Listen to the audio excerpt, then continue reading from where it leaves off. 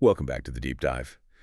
Today we're digging into some really interesting sources listeners sent over, the Astrology of the Day and TarotScope.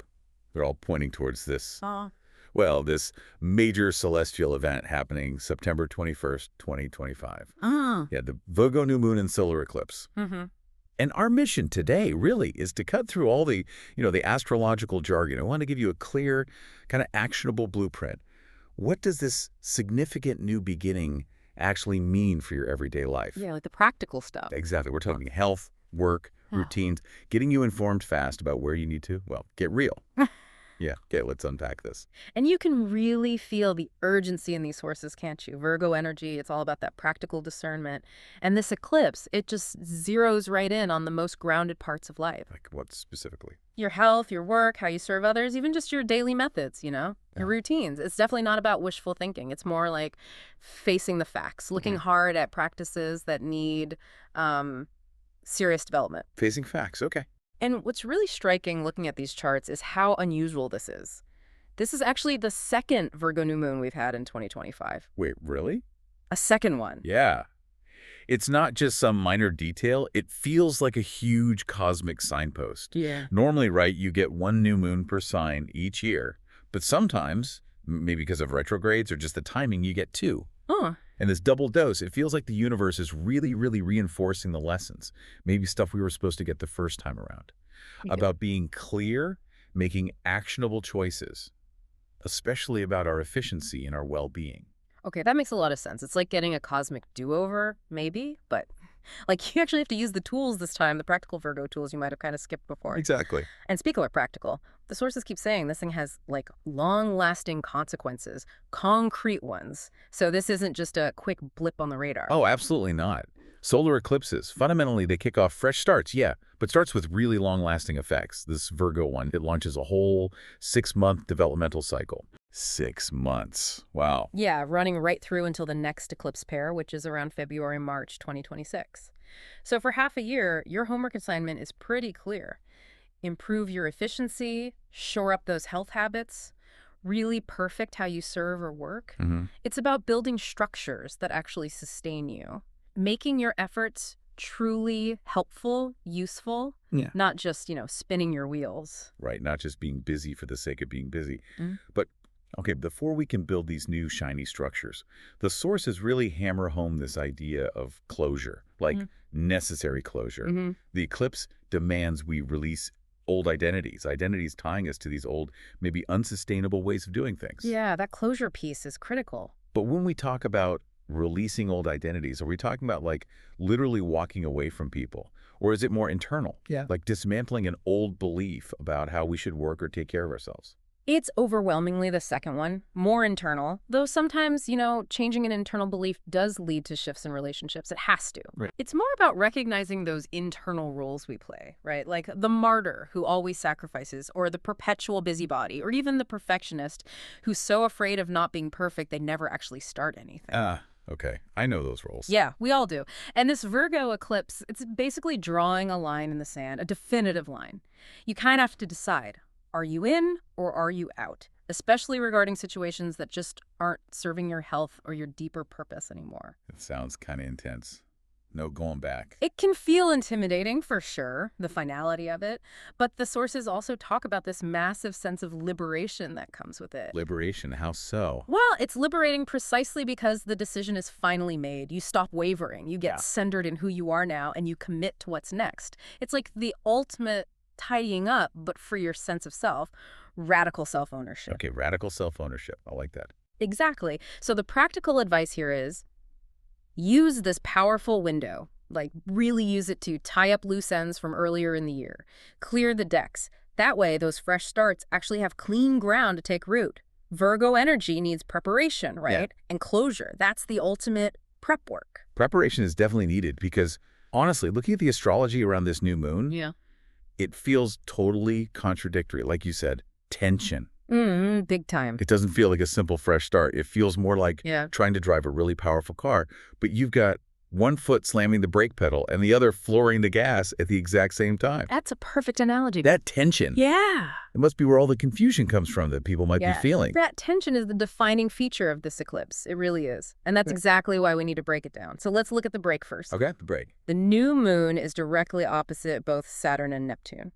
Now, Saturn, as you know, it brings the hard truths, the reality checks, delays, restrictions.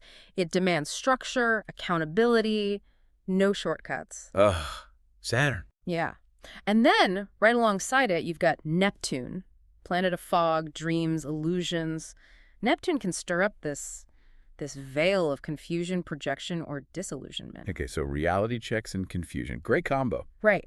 So the sources warn, if you try to rush things now, try to force that fresh start without dealing with the Saturn stuff, you're likely going to get really frustrated. Because Saturn is basically saying, whoa, slow down, you haven't actually done the prep work, you haven't earned the quick win yet. And that's where the disillusionment comes in. Exactly. That's when your usual methods, your practical Virgo efforts, maybe, they just don't get the results you hope for, not right away, and bam, disillusionment hits.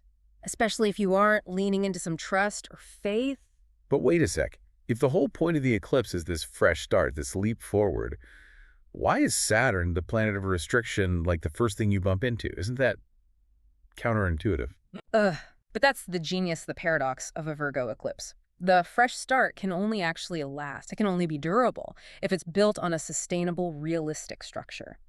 Saturn's not trying to block you. It's acting like a building inspector. Okay. It's vetting the project. So if you jump into some radical new health plan or a huge new work commitment without triple checking the budget, the risks, the timeline, well, that's when Saturn steps in and says, nope, limits. It's trying to stop you from building a house of cards, basically. Okay. The cosmic building inspector. Got it. Yeah. But here's where it gets really interesting, right? Because it's not just a speed bump. There's this massive counterforce happening at the same time. The accelerator pedal. Yes. The other side of the coin. The new moon is in this beautiful trine aspect to both Uranus and Pluto.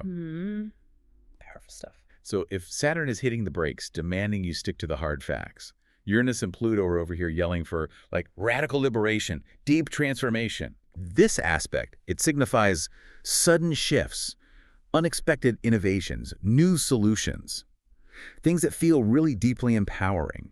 It's the energy that says, hey, if the old structure is failing, which Saturn just proved it is, then tear it down and innovate. And that is the key for you, the listener. Right. How do you manage these two seemingly opposite forces, practically speaking?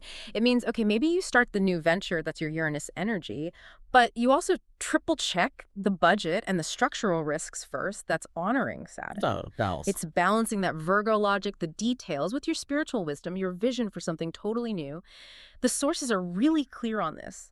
Our true authority isn't found in external rules or following some outdated blueprint somebody else gave us. It's deep within. Right. The real breakthrough happens when you let that Saturn restriction actually force you to find the innovative Uranus solution. That moment where your usual method fails. It's not a failure. That's the signal. It's the sign that a revolutionary, liberating path is basically waiting for you to build it. Wow. Okay, that reframes the frustration completely. The failure is the signal. Precisely. So the sources tell us, specifically, watch for revolutionary new ideas. Watch for hidden information to be revealed. And these aren't just small tweaks, are they? Yeah. They could genuinely kick off major life-altering changes over the next, 1 to 6 months? That's the timeline, yes. Yeah. 1 to 6 months for these seeds to really sprout. And you can actually see this whole complex process playing out in the immediate short term, too. Like, we can track the energy shift just over the 24 hours of September 21st itself. Okay, so we get the big picture, the 6-month roadmap. But what does this intense energy actually feel like, moment to moment on the day? Can you give us a quick guide for navigating the 21st? Yeah, absolutely. Think of it like a little 3-act play unfolding through the day. Act 1, midday, the Virgo moon opposes Saturn. That's when you feel that intense awareness of limitations, responsibilities you just have to address. It's that heavy, serious feeling. Okay, midday, serious town. Pretty much. Then Act 2, the afternoon. The moon shifts into Libra and opposes Neptune. That's when you hit that potential patch of fog, the confusion about the eclipse's meaning, the moment where you might doubt everything, feel a bit lost or disillusioned. The fog. That sounds like the trickiest part. It can be, yeah. But Act 3, the evening. The day ends on a much more illuminating note. By evening, the Libra moon makes that helpful trine to Uranus and Pluto, and bam, that's when you get the sudden insight, the innovative solutions, the feeling of transformational power. So the confusion clears. Yes, but notice the sequence. The clarity, the innovative solution, it tends to come after you've acknowledged the Saturn limitations and kind of sat with the Neptune fog for a bit, opening yourself up to something radically new from Uranus-Pluto. There's an emotional payoff, but you got to go through the tricky bits first. Okay, that makes sense. And that swift resolution in the evening, that sets us up perfectly for the next big shift, right? The equinox. Exactly. September 22nd, the sun moves into Libra, kicks off a whole new season, a whole month focused on balance, relationships, fairness, partnership. So it's a pretty fundamental shift in focus. Huge shift. It's like moving from meticulously cleaning every single tool in the garage and perfecting the organization system, that's the Virgo deep dive, to then focusing on making sure your dinner party seating chart creates perfect harmony and everyone feels balanced. That's the Libra focus. Okay, I see the difference. Less granular detail, more social harmony. Right. The focus elevates. You move from the practical, grounded work to seeking harmony in relationships, fairness, equilibrium. We're kind of invited to let go of needing to perfect the self in isolation and instead focus on that dynamic exchange of energy that enriches our lives through connection. Okay. Now, to really make these ideas stick and give people something concrete to work with, we have to talk about Mira from the StoryScope example. Oh yeah, Mira's story is perfect for this. She seems like the ideal case study for navigating this whole contradictory mess and actually coming out with clarity. So Mira felt that immediate pressure, right? Health, work, service areas that used to feel solid suddenly felt off.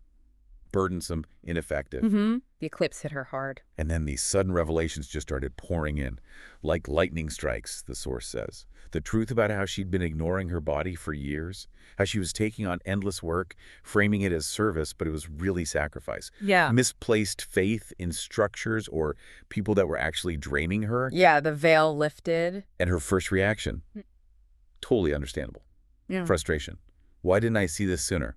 Why did my careful, practical Virgo methods suddenly fail me now? And that frustration, like we said, that's the golden signal. Right. It signals the old way is dead. It clears the path. That eclipse darkness, it revealed something crucial for Mira.